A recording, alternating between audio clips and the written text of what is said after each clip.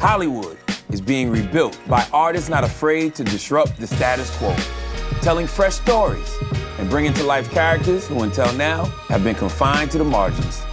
This is Emerging Hollywood. Peace to the planet. I go by the name of Charlamagne the God, and my guest today, you may know her from Orange is the New Black. You may know her from Russian Doll. Dascha Polanco. Dascha, what's happening? How you doing? How are you? How you feeling today? I'm good. Okay. I'm good. I feel good too. Good. Yeah, it feels good. You know, good energy. Seasons are changing. Yeah, that's what it is. People are waking up. Yeah, that's what it is. Yeah. A new season. When did you realize that acting was a viable career path for you? When I got the opportunity in Orange. Really? Yeah. So you didn't take it serious until then? Hell no, no. I was making money in the hospital as a manager, working in the operating room and being in charge, and I was doing my master's and bachelor's towards nursing. So I was like, I'm not gonna take this inconsistency serious now. I have to make sure that I'm good and that my family's good. I'm a hustler, I need to go get it. So if I can't go get it and tell you, yo, I have to do this, give me the opportunity. This is my credentials. I already have my credentials. Let's go. That's how it was in the health field, right? Yeah. So you never had any dreams of being an actress whatsoever? Yeah, since I was little. Okay. But I just didn't see it because it's not something It wasn't happening for you fast enough. No, it's just I was very scared of being told that I wasn't talented enough or that I couldn't do that because I love it so much.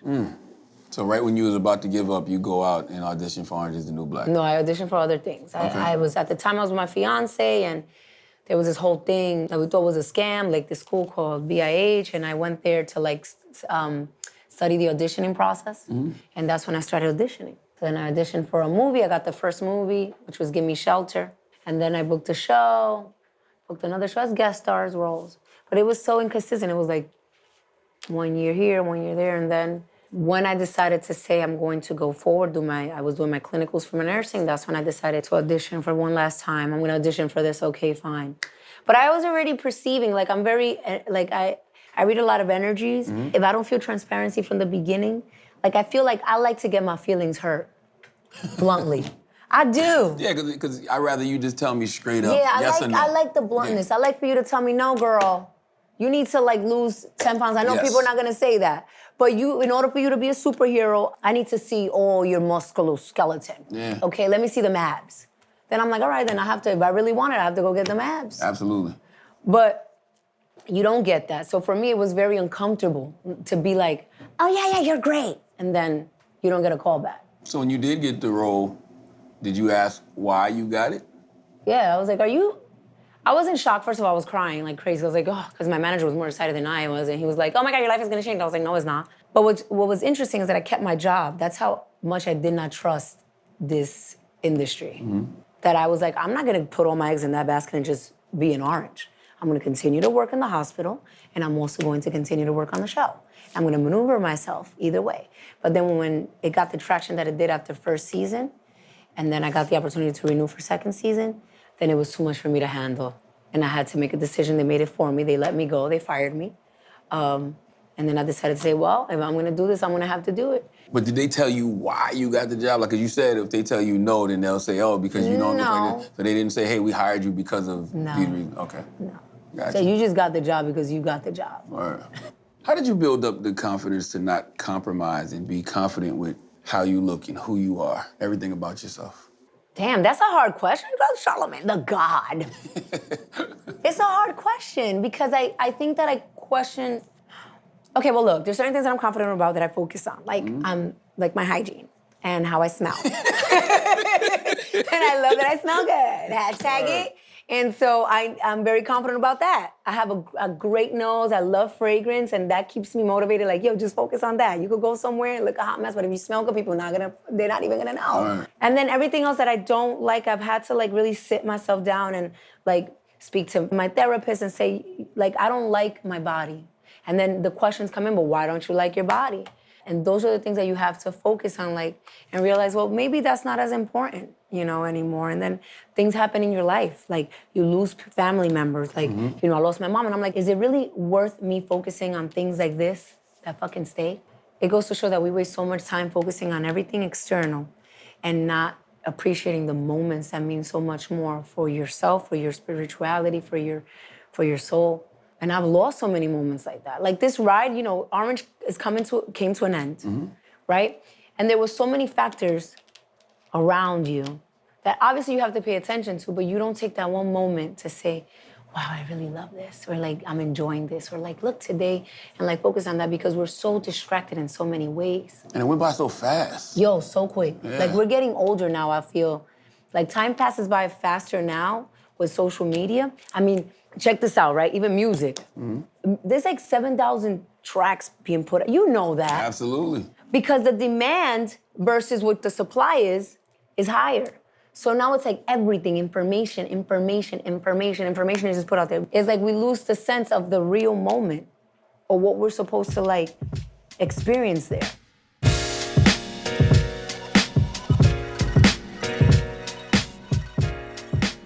Now, where do you think the state of Latin representation is in film and TV right now, currently? Currently, I think it's... Feeling it? If I'm feeling it, you know, I'm lucky to be in it, but I think that there's a lot more work to be done. Gotcha. I think that the stats speak for the masses. I think simply by you just scrolling down IMDb and seeing the movies that are about to come out and who is in lead roles and who's representing what, it will tell you a lot. I mean, it's still 3%, right? 18% purchasing power for Latin community, but we're still 3% of what we see. So the Afro-Latino got to be lower than that then. Oh yeah, definitely. You put me on to what Afro-Latinos were. So You how was remember that? I do remember that. That's a good thing. I love that we can learn from each other. We can educate each other. I'm always Absolutely. open to learning new things. I think that this is a great time for people to take advantage of having access to so much information, right? And being able to research your own information. And Yeah, I remember that conversation because when I asked you, because I never had heard the term. So I said, what is Afro-Latino? And everybody called me stupid and ignorant and dumb. And I'm like, that's why you ask questions. Yeah. You know? Does that ever bother you that people like, does it hurt you? It only because I'm like, when have we gotten to the point in our society where it's wrong to ask questions? Because I always think that it's dumb when you don't ask questions, when you act like you know when you really don't know. So then you just continue in your cycle of ignorance. Once you tell me what Afro-Latino is, now I know. And knowing is half the battle, right? Interesting. Yeah. But it doesn't hurt you? I think a little bit. Yeah, a little bit. Because I feel like I get hurt too when people like are quick to insult you for you doing what you feel is best for you. Absolutely. Instead of like trying to understand where it's coming from or just let it be. I think sometimes we just have to accept things for what they are. But that's why I stay off social media though, because I feel like we're all in verbally abusive relationships with our smartphones. Oh my God. Yeah. We're already in those situations with our careers. Absolutely, absolutely. So I feel you. So what do you think the state of Afro-Latino representation is right now? It's still, I don't know the exact stats on it, but I definitely know that for me and my experience, I'm still not enough or don't fit the role. I think that coming from a show like Orange was a beautiful thing where it gave opportunities to many ethnicities, sizes, images, stories, stereotypes to be told in a different way. And I'm very thankful for that, but I think that the opportunity was because it was for inmate, and I think it's more acceptable to see someone like me as an inmate than to see someone like me in a different role, because that's not what our perception is, or we're taught to see as far as on TV. You know what I mean? Like, we only saw a certain type of lawyer on TV. We only saw a certain type of nurse on TV. We only saw a certain type of superhero on TV. This is only my experience and what I'm saying.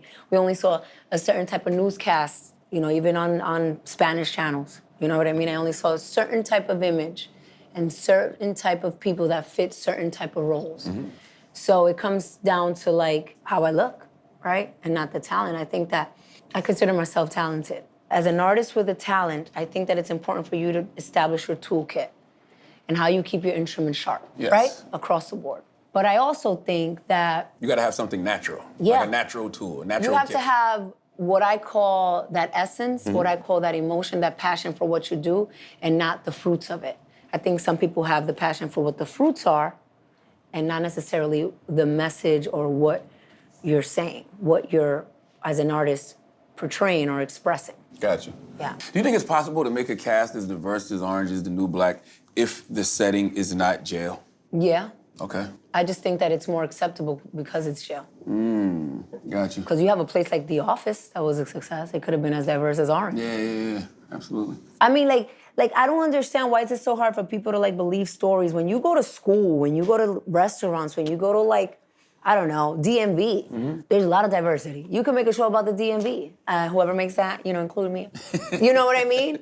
I think it's a lot of people living in bubbles. So it's hard for them to see the world for as diverse as it is. Because everything they see is a reflection of them. So that's the kind of art they tend to make, or even green light, because that's the way they see the world. So sometimes you got to step outside that bubble and see the world for what it really is, which is a diverse place. Yeah. Now, I see you use the hashtag self-lovery. Yes. On social media. What does that mean to you? Self-lovery is this whole process that I've discovered at this stage in my life as a mother, as a woman, as a sister, as just being a human being and knowing that when it comes to loving yourself and self-acceptance and being able to understand that there's other diversity and ethnicity, it comes down to how truly you see yourself. And I have a son and I have a daughter. And I felt that we, as feminists, I believe in the feminist movement. I believe it, but I also believe that I don't like excluding. I like to be as inclusive and to educate. Okay, and so for me to do that and for me to teach my son and my daughter equally, I have to involve them both in the process of what really is accepting yourself, what is loving yourself, what is respecting others, what is understanding the equality in a household, whether you're a female, whether you identify with no gender, whatever it is, there has to be a level of acceptance, and that acceptance comes from within. Absolutely. I always say your first, last, and best love is self-love. It's hard, Yeah. because there's moments that I wake up and I'm like, I can't stand myself. What I want to share with people is that this is a struggle that I consistently have to deal with every day. Gotcha. And there's days that are good and days that are bad. Whether it's struggles with how I look, whether it's struggles like, damn, I'm never gonna be skinny. Why do I really wanna be skinny? Do I wanna be skinny because I want to be on a lead? Yeah, maybe. Yeah, because I love what I do. Yeah, I love acting, I love singing. So am I gonna get more opportunities by me being skinny? Well, that's what I see. When I go back to the auditions that I've done and I haven't gotten, and I go back and I see who they casted, they all are either models or are size 0 or are like fair skin, jet black hair or whatever it is, nice, physically they don't look like me. So when you tell me that we went another route and it's not because you did great and you did excellent and you, oh my God, you're amazing, you're gonna be a star, but will you cast somebody else? Then it kind of questions me that your feedback is not really genuine. What it's telling me is that you're just giving me feedback to give me feedback. Well, what are some of the things you hear people say that they don't even realize are offensive to Latinos, Afro-Latinos, Latinx, just in general? I think that offensive is when you say that they're not black. I think it's offensive when you say that their story doesn't matter. I think it's offensive when you say, well, what are you? That doesn't make sense. Well, actually, if I was geographically speaking about where I'm from the Caribbean. I'm not even in Latin America. I'm in the Caribbean Sea. So, I know I have my African, I embrace my blackness, but for you to feel like you need to exclude me when I include myself in it, you know what I mean? Like if I include myself and say that I'm proud of my blackness, I'm proud of my Taino-ness, of all my influences that I've had historically, right? Like I did that DNA test and I'm 36% Mali. So for me, it was like, there you go. Do you think I needed this test to do that? Do you think I needed to provide, like, it was so blatant for me to see that and to embrace it. So if I embrace that, what makes you feel that you have the right to exclude me from what I'm embracing? And if that's who you really are. I also think that it's offensive for our stories not to be taken serious or feel like we don't have a platform as Latin people in this industry. I think we have a huge platform right now in the music industry. The Latin music is killing the game. And the fusion that we've been able to create from the Latin to American, we have artists collaborating that we never would have thought in the 90s would have been collaborating. And it's happening now.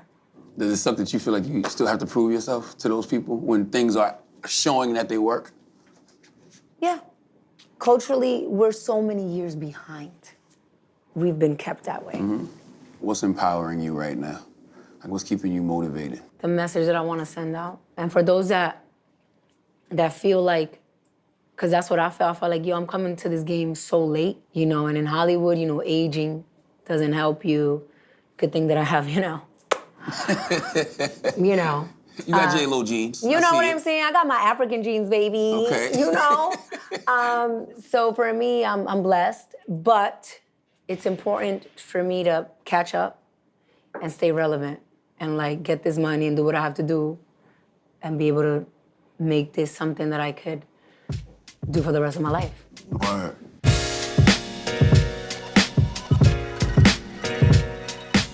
So how do you hope to keep using social media to empower young women around the world? I want to empower people around the world. Okay. You know, and I want to connect with people. I don't like superiority when it comes to the human race. I don't like to feel inferior. I like to feel connected with people regardless of where they are. I like to be able to like show my different moments, different facets. I think that I'm very imperfect, and I think we all are. And I could be hood, but I could also be classy. Ratchet and righteous. Of course. Yes. Why not? Double R. There you go. R-rated. Absolutely. I love it. It's the perfect balance of life.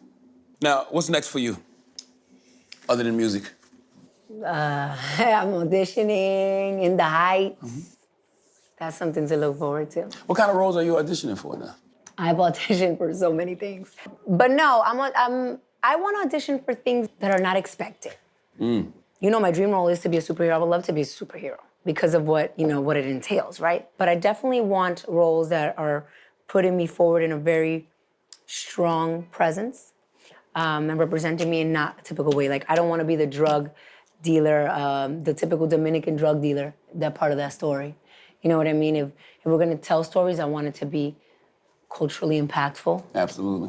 You know, I want to do comedies. It doesn't have to, not everything has to be serious. You know, so I'm open to anything. And I'm also creating, you know, I'm working with some writers.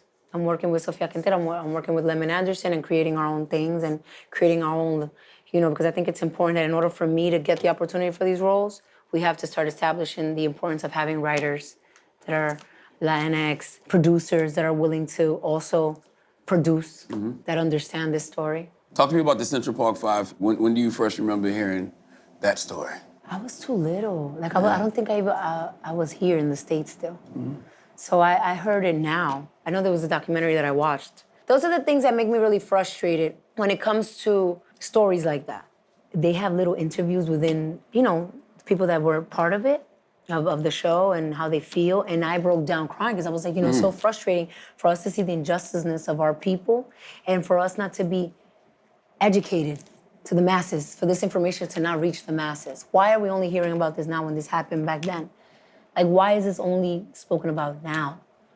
So that story, being part of it and not remembering it was very important to me because it allowed me to be part of something that means so much. Yeah, is it hard to get something like that out your spirit, though? Because when you look around at the world, stuff like that is still going on. There's days that I'm spicy in the street, you know, and I'm like, well, excuse me, you want what, the salt or what? You want the salt or the pepper? Like, don't ask me for simple things because I might take it the other way.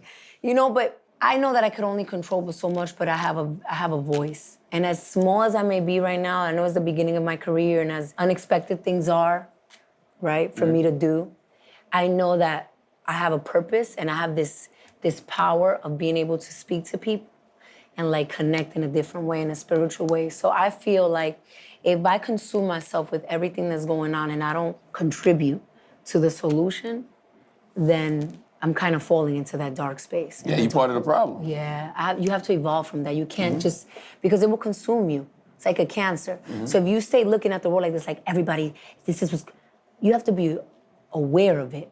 But you also have to find how are you going to make this beneficial for our race? What are you going to contribute to make this, what happened, beneficial for us? It's like finding, you know, the positive outlook on everything. Which is hard. Yeah, and that's a lot of weight to carry. It's a lot of weight to carry. But damn, like, if you speak about it, if we have these interviews and, you know, we could build these networks, we have like people like Ava that say, yo, what do you have? What do you have? What is this? What is that? Come on. That's the power of it when we unite, right? What's the role in the Heights? I play one of the girls in the salon. You know, I auditioned for it. It's my first musical movie. I got myself my little vocal coach so I could train, you know, my instrument again and start working with him, Terrell, and he's amazing. Gotta plug them in all the time. But it's a great story, and I'm excited to work with Lynn and excited to work with so many people. When you're a guest, you can only do so much, right? You can only learn from that, take advantage of that, and then when you create your own things, you know what to do correct, right? Listen, you have to know what battles to fight, what to learn from each that you cannot, so that when you have your own moment, you know what to correct and how to move forward correctly. That's my little strategy. Right. You know, right now I'm quiet. Gotta be careful. When somebody's quiet and observant, because they're learning. Yeah, listening and learning. They're learning. We don't do enough of that no more. No, you don't. We're very quick to run our mouths. Absolutely. There's a lot of things going on in social media sometimes that people are like not respectful with certain things, certain situations, and we need to just take a step back and think before you talk.